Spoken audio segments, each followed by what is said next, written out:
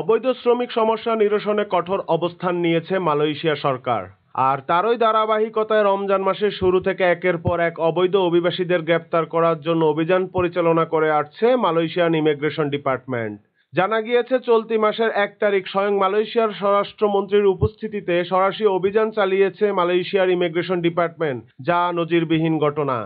এদিকে রমজান মাসে এত বেশি পরিমাণ ধরপাকড় অভিযান এই প্রথমবার বলে মন্তব্য করেছেন অনেক মালয়েশিয়ান প্রবাসী। উল্লেখ্য, মালয়েশিয়ান সরকার পরিবর্তনের পরপর নতুন সরকারের দুর্নীতির বিরুদ্ধে জিরো টলারেন্স নীতি এবং মালয়েশিয়া থেকে অবৈধদের বিতাড়িত করা এবং বিদেশি শ্রমিক কমিয়ে আনার লক্ষ্যে অভিযান জোরদার করেছে মালয়েশিয়ান ইমিগ্রেশন বিভাগ। এদিকে ৩০শে জুন রিহিয়ারিংয়ের সময়সীমা শেষ হবে। মালয়েশিয়ার স্বরাষ্ট্রমন্ত্রী তান শ্রী মুহিউদ্দিন ইয়াসিন স্পষ্ট জানিয়ে দিয়েছেন, ৩০শে জুনের পর সময়সীমা আর কোনো অবস্থাতেই বর্ধিত করা হবে না। তবে এই বছরের আগস্ট পর্যন্ত অবৈধ বিদেশি শ্রমিকদের জন্য স্বেচ্ছায় আত্মসমর্পণের সুযোগ দেওয়া হবে। মালয়েশিয়া ইমিগ্রেশন বিভাগ জানিয়েছে, যাদের বৈধ কোনো কাগজপত্র নেই তারা নিজ দেশের দূতাবাসের মাধ্যমে আউটপাস সংগ্রহ করে বিনা শাস্তিতে নিজ নিজ দেশে ফিরতে পারবেন।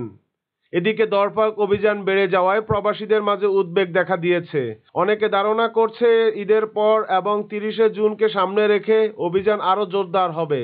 প্রবাসীদের অনেকেই অভিযোগ করে বলেন, দালাল বা নিয়োগকর্তাদের অবহেলার জন্য অনেকেই নিবন্ধন করতে পারেনি।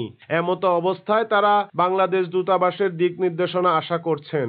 উল্লেখ্য, মালয়েশিয়ার প্রাণকেন্দ্র কুয়ালালামপুর এবং এর আশপাশের এলাকায় নিয়মিত অভিযান পরিচালনা করে আসছে ইমিগ্রেশন পুলিশ।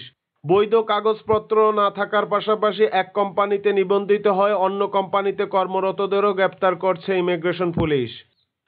এতক্ষণ প্রবাসী দিগন্তের সাথে থাকার জন্য ধন্যবাদ। পরবর্তী সংবাদ নিয়ে আবারও ফিরব। প্রবাসী দিগন্তের সাথেই থাকুন।